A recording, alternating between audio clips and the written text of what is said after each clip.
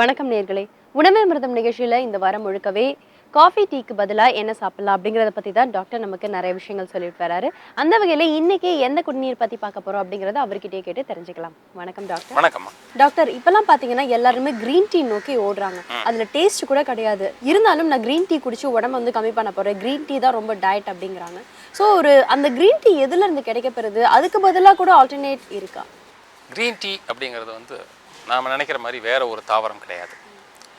வழக்கமான அந்த தேயிலை வளரக்கூடிய செடியில் 2 இலையும் ஒரு மட்டும் பறித்து சுகாதார முறையில் அதை பாதுகாத்து அதுதான் க்ரீன் டீ. அதை இப்போ இன்னும் ஆர்கானிக் க்ரீன் டீ அப்படிங்கிற மாதிரிலாம் கொண்டு வராங்க. என்ன அப்படின்னாச்சுன்னா, மிஷினு கூட போட்டு அரைக்காமல் இயற்கையான சாண உரங்களே போட்டு அந்த தேயிலை வளர்த்து அதுலேருந்து கிடைக்கக்கூடிய க்ரீன் டீலாம் இப்போ கிடைக்குது. அந்த க்ரீன் டீயை அரைக்காமல் அப்படியே இலையோடு போட்டு காய வச்சு நம்ம பயன்படுத்தக்கூடிய தன்மையும் நிறைய வந்துருச்சு. இதுதான் க்ரீன் டீ அப்படிங்கிறது. இந்த க்ரீன் டீ அப்படிங்கிறது வேறு ஒரு தாவரம் கிடையாது. நான் முன்னாடி ஏற்கனவே சொன்ன மாதிரி வேறு ஊர்களில் அவங்க ஊரில் இருக்கக்கூடிய மூலிகைகளை வச்சு தேநீர் தயாரித்து குடிச்சிட்ருக்கிறாங்க. இது மாதிரி ஒவ்வொரு ஊர்கள்லேயும் கிடைக்கக்கூடிய அந்த ஊர் தாவரங்களை அவங்க தேநீர் மாதிரி பறிக்கிட்டு வர்றது ஒரு வழக்கமாக இருக்குது. அது மாதிரி சைனாவில் இந்த பச்சை தேநீர்னு சொல்லக்கூடிய க்ரீன் டீ ரொம்ப ஃபேமஸ். எல்லாருமே அவங்க குடிச்சிட்ருப்பாங்க. அது அவங்களுடைய எனர்ஜிக்கு முழுமையான காரணம் அந்த பச்சை தேநீர் தான். அதே மாதிரி நம்ம ஊரில் இருக்கக்கூடிய மூலிகைகளை வச்சு குடிநீர் தயாரித்து நம்ம கொடுக்குற பழக்கம் வந்து ரொம்ப வழக்கமாகவே இருக்குது. வெறும் மிளகு மட்டும் தண்ணீரில் போட்டு கொதிக்க வச்சு வடிகட்டி குடிக்கிறது, அதே மாதிரி சில வீட்டில் இருக்கக்கூடிய துளசி இலையை போட்டு தேநீர் மாட்டி குடிக்கிறது, இது மாதிரி வழக்கங்கள் நம்ம ஊரில் ரொம்ப அதிகமாகவே இருந்துச்சு. குறிப்பாக வெயில் காலமாக இருந்தால் ஜீரக தண்ணீர், நன்னாரி போட்டு தண்ணீர், வெட்டி வேறு தண்ணீர் குடிக்கிறதெல்லாம் நம்ம வழக்கத்தில் நம்ம கேள்விப்பட்டிருக்கோம். அதே மாதிரி ஒரு மூலிகை தேநீரை தான் இன்றைக்கி நம்ம அறிமுகப்படுத்த போகிறோம். டாக்டர், மூலிகை தேநீர் எப்படி செய்கிறது? மூலிகை தேநீரில் பலவிதமான மூலிகைகள் நம்ம போடலாம். இன்றைக்கி நம்ம போட்டு பயன்படுத்தக்கூடிய மூலிகை அப்படிங்கிறது தூதுவளையை முக்கியமாக வச்சு, தூதுவளை, அதிமதுரம், திப்பிலி, சுக்கு இதை கலந்து ஒரு தேநீர் மாதிரி செஞ்சிட்டோம் அப்படின்னாச்சுன்னா, இது குறிப்பாக உடல் ஊட்டத்துக்கு பயன்படுறது மாத்திரம் இல்லாமல் சில விதமான நன்மைகளும் இதில் இருக்குது. இதை செஞ்சுட்டு வாங்க, எப்படி என்னென்ன மாதிரி பயன்படுத்தலாம் அப்படிங்கிறத நம்ம பின்னாடி. நிச்சயமாக டாக்டர், இப்போ நான் செஞ்சுட்டு வந்து உங்ககிட்ட ஹெல்த் பெனிஃபிட்ஸ் பற்றி கேட்குறேன். நிச்சயமாக நேர்லேயே மூலிகை குடிநீர் எப்படி செய்கிறதுன்னு உங்களுக்காக இப்போ நான் செஞ்சு காட்ட போகிறேன். உணவே அமிர்தம் நிகழ்ச்சியில் இப்போ டாக்டர் சொன்ன மாதிரி இன்றைக்கி நம்ம மூலிகை குடிநீர் எப்படி செய்கிறதுன்னு பார்க்க போகிறோம். மூலிகை குடிநீர் செய்வதற்கு தேவையான பொருட்கள்: தூதுவளை, திப்பிலி, அதிமதுரம், சுக்கு, பனைவெல்லம். இப்போ இங்கே பார்த்தீங்கன்னா தூதுவளையை நான் பொடியாக்கி வச்சுருக்கேன். ஒருவேளை உங்களுக்கு தூதுவளை பொடி கிடைக்கலனா நீங்கள் தூதுவளை இலையாக கூட எடுத்துக்கலாம். இப்போ நான் அந்த டீ பாத்திரத்தில் 4 கப் அளவுக்கு தண்ணி எடுத்துக்கிறேன்.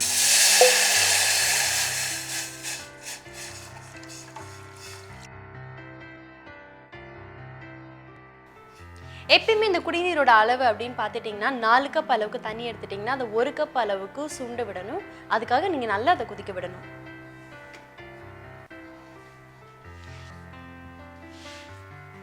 இந்த வாரம் முழுக்கவே பார்த்தீங்கன்னா நம்ம எப்பவும் எடுத்துக்கிற காஃபி டீக்கு பதிலாக இந்த மாதிரி குடிநீர் எடுத்துக்கலாம். ஏன்னா இந்த குடிநீரில் அவ்வளோ புத்துணர்ச்சி இருக்குது. அது மட்டும் இல்லாமல் இது ரொம்ப உடம்புக்கு சத்து அளிக்கக்கூடியது. இது பெரியவங்க மட்டும்தான் எடுத்துக்கணும் அப்படின்னு கிடையாது, சின்ன குழந்தைங்களுக்கும் நம்ம தரலாம். இப்போ நீங்கள் பார்க்கும்போதே தெரியும், தண்ணி நல்லா கொதிச்சிருச்சு. இதில் நான் 2 ஸ்பூன் அளவுக்கு தூதுவளை பொடியாக்கி வச்சிருக்கேன் இல்லையா, அதை நான் போய் எடுத்துக்கிறேன்.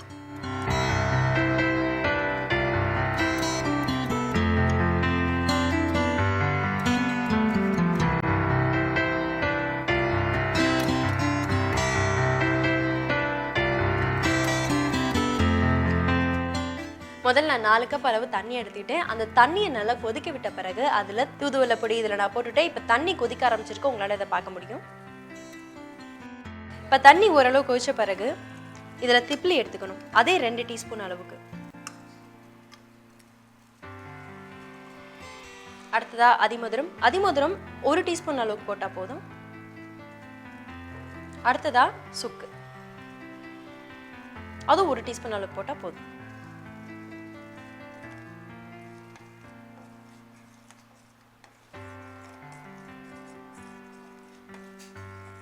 இப்போ பார்த்தீங்கன்னா இதில் தூதுவளை, அதிமதுரம், திப்பிலி, சுக்கு இது 4ஐயும் எடுத்து நல்லா இது கொதிக்க விட்டுட்ருக்கேன்.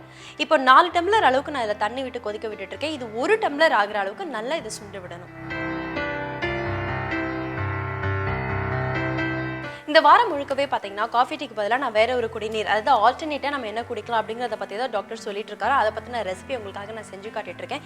எப்பவுமே இதோட அளவு அப்படின்னு நீங்கள் பார்த்துக்கிட்டிங்கனாலே 4 டம்ளர் அளவுக்கு தண்ணி எடுத்துட்டு அது 1 கப் அளவுக்கு நம்ம நல்லா சுண்ட விடணும். அப்படி சுண்ட விடும் போது தான் நம்ம அதில் என்ன ஆட் பண்ணுறோமோ அந்த இன்க்ரீடியன்ஸோட எசன்ஸ் அதில் நல்லா இறங்கி உடம்புக்கு நல்ல ஆரோக்கியத்தை தரும்.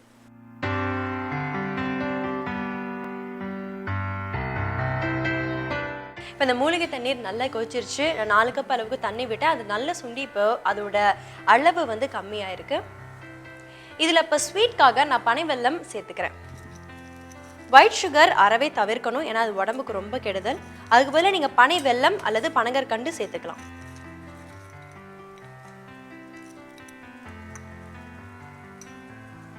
இதில் ஆட் பண்ணுற நம்ம சுகரோட லெவல், அதாவது பனங்கருப்பட்டியோட லெவல் பார்த்தீங்கன்னா நமக்கு எந்த அளவுக்கு ஸ்வீட் தேவையோ அந்த அளவுக்கு ஸ்வீட்னஸ்க்கு ஏற்ற மாதிரி நம்ம சேர்த்துக்கலாம்.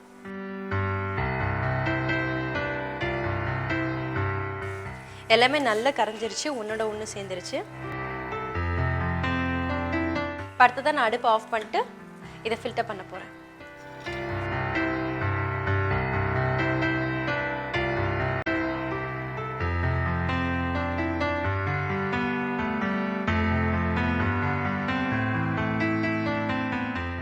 வாவ், மூலிகை குடிநீர் ரொம்ப சூப்பராக ரெடி ஆயிடுச்சு.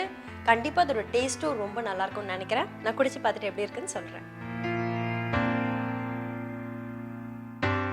வாவ், ரொம்ப நல்லா இருக்கு, டிஃப்ரெண்ட்டாக இருக்கு. கண்டிப்பாக அதை நீங்கள் உங்கள் வீட்டில் ட்ரை பண்ணி பார்க்கணும். இப்போ அதோட ஹெல்த் பெனிஃபிட்ஸ் பற்றி நம்ம டாக்டர் கிட்ட கேட்டு தெரிஞ்சுக்கலாம். மூலிகை குடிநீர் எப்படி செய்யறதுன்னு உங்களுக்காக நான் செஞ்சு காட்டினேன். இப்போ அதோட ஹெல்த் பெனிஃபிட்ஸ் பற்றி நம்ம டாக்டர் கிட்ட கேட்கலாம். டாக்டர், மூலிகை குடிநீர் நான் செஞ்சு பார்த்தேன், நானும் குடிச்சு பார்த்தேன். ஒரு விதமான காரம் தெரியுது, நாக்கு ஒரு மாதிரி தடிப்பு ஏற்படுது.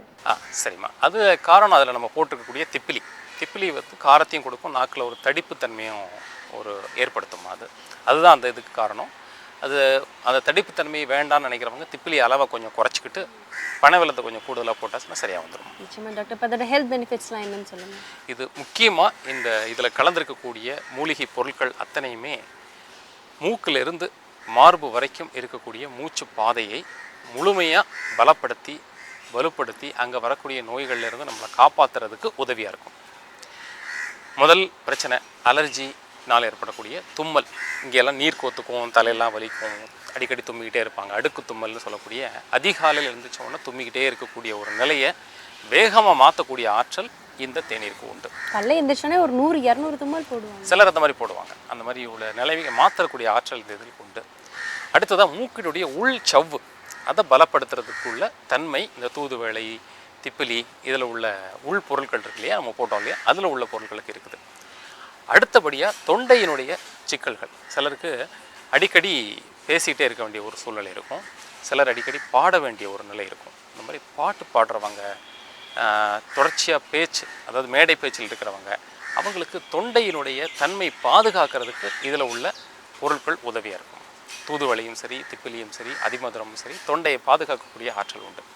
அதுக்கப்புறம் தான் முக்கியமான பகுதி, நுரையீரலை தாக்கக்கூடிய நோய்களில் 2 முக்கியமாக இன்றைக்கி இருக்குது. ஒன்று பிராங்கியல் ஆஸ்மான்னு சொல்லக்கூடிய இரைப்பு நோய், 2வது டியூபர்குலோசிஸ். இந்த 2ஐயும் தடுக்கக்கூடிய தன்மை இந்த தேநீருக்கு உண்டு. இந்த குடிநீர்னு சொல்லக்கூடிய அந்த தேநீருக்கு மாற்றாக பயன்படுத்தக்கூடிய அந்த திரவத்திற்கு உண்டு.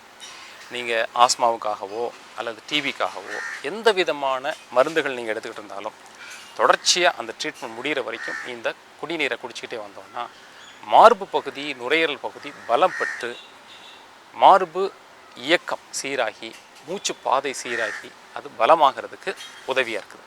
இது மூக்கிலிருந்து நுரையீரல் வரைக்கும் இருக்கக்கூடிய பிரச்சனைகளை எதிர்கொள்கிறதுக்கும் சரியாக இருக்கும். அதாவது இப்போ குளிர்காலம் வருதுன்னா இந்த தேநீரை குடிச்சிட்டே வந்தோம்னா பிராங்கியல் ஆஸ்மா வர்றது தடுக்கப்படும்.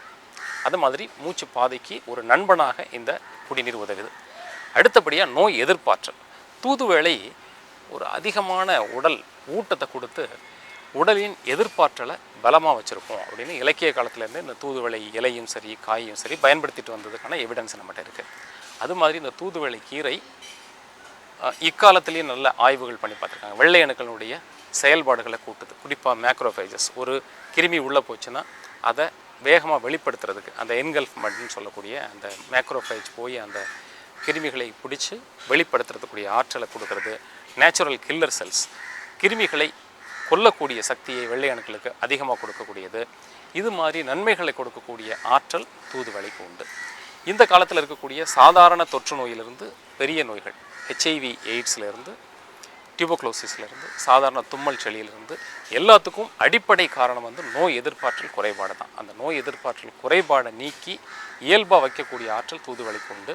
அந்த தூதுவளையை நம்ம வழக்கமாக பயன்படுத்துறது மூலமாக சாதாரண நோயிலிருந்து ஹெச்ஐவி எய்ட்ஸ் டியூபர்குலோசிஸ் இதுக்கு எந்த விதமான மருந்துகள் சாப்பிட்டுட்டு இருந்தாலும் இந்த தேநீரை இணையாக பயன்படுத்தும் போது அந்த நோயினுடைய தாக்கம் வெகுவாக குறையிறதுக்கு உதவியாக இருக்குது. இதுக்கெல்லாம் மேலே நோய் எதிர்ப்பாற்றல் அப்படிங்கிறத ஒரு நிலைக்கு மேலே இளமையை பாதுகாக்கும். இளமையோடு என்றைக்கும் இருக்கணும்னு விரும்புகிறவங்க இந்த தூதுவளையை அதிகமாக பயன்படுத்தணும். குறிப்பாக இந்த தூதுவளை கலந்த மூலிகை தேநீர் இது செய்கிறது ரொம்ப எளிது. தேநீருக்கு மாற்றாக நம்ம இதை குடிச்சிட்டே வரோம். காலையில் ஒரு டம்ளர், சாயங்காலம் ஒரு டம்ளர் குடிச்சிட்டு வர போகிறோம். குடிச்சிட்டு வர்றதுனால நம்ம பார்த்த நன்மைகள் அத்தனையும் கிடைக்கிறதோட இளமையோடு இருக்கிறதுக்கு இந்த தேநீர், இந்த குடிநீர் உதவியாக இருக்கும். நிச்சயமாக டாக்டர், ரொம்ப பியூட்டிஃபுல்லான பெனிஃபிட்ஸ் திறனை இருக்குது. கண்டிப்பாக கேட்குற எனக்கே ஓகே இளமை அப்படின்னு சொல்கிறனால இது அதிகமாக கொடுக்கணும் அப்படிங்கிற மாதிரியான ஒரு விஷயங்கள் தெரிய வருது. அது மட்டும் இல்லாமல் ஹெச்ஐவி எய்ட்ஸ் அப்படிங்கும் போது அது ஒரு பெரிய நோய், இன்ன வரைக்கும் அதுக்கு மருந்து இருக்கா அப்படிங்கிறது ஒரு அதிகாரப்பூர்வமாக நம்ம இன்னும் யாருக்கும் தெரிய வரல. ஸோ இதை குடிக்கிறது மூலமாக அதை வந்து நம்ம குணப்படுத்தலாம் அப்படிங்கிற விஷயம், அதை வந்து கட்டுப்படுத்துகிற விஷயம் நிச்சயமாக. அதாவது வந்து ஸ்டார்டிங் ஸ்டேஜ்லேயே ஒரு வேளை தெரிய வந்துட்டால் கூட கட்டுப்படுத்தக்கூடிய விஷயங்கள் இருக்குது அப்படிங்கிறது உங்கள் மூலமாக எங்களுக்கு நிகழ்ச்சியின் மூலமாக தெரிய வந்திருக்கு. மிக்க நன்றி. நன்றி, வணக்கம். இன்றைய சமையல் டிப்ஸ் வின்னர் யாருன்னு பார்த்தோம்னா ஏ லதா ஃப்ரம் சென்னை. அவங்க கொடுத்திருக்கிற டிப்ஸ்: வடை மாவு மீந்து விட்டால் குக்கரில் வேக வச்சு எடுத்து நல்லா உலர விடணும். வானலியில கொஞ்சம் எண்ணெய் ஊத்தி கடுகு மிளகாய் தாளிச்சு பொடியா அரைச்ச வெங்காயத்தை சேர்த்து வதக்கி அதோட உதிர்ந்த மாவை சேர்த்து கிளறினா ருசியான வெங்காய உசிலி தயார். அடுத்த நேயர் ஆறு பாலசுப்ரமணி ஃப்ரம் திண்டுக்கல். அவங்க கொடுத்திருக்கிற டிப்ஸ்: கருவேப்பிள்ளை காய்ந்து விட்டால் அதனை தூக்கி எறிந்து விடாமல் இட்லி பானையின் அடியில் உள்ள தண்ணீரில் போட்டு இட்லி செய்யலாம். அது மட்டும் இல்லாமல் நீராவியில் கருவேப்பிள்ளையின் சத்துக்கள் கலந்துவிடும். அதனால் வெந்த இட்லி நல்ல மணத்துடனும் கருவேப்பிள்ளையுடைய சத்துக்களையும் பெற்றதாய் சுவையாய் இருக்கும். நேர்களே, இந்த மூலிகை குடிநீரை நீங்களும் உங்கள் வீட்டில் கண்டிப்பாக செஞ்சு பார்க்கணும். ஏன்னா இதில் நிறைய குணாதிசயங்கள் இருக்குது. மீண்டும் நாளை சந்திக்கலாம். நன்றி, வணக்கம்.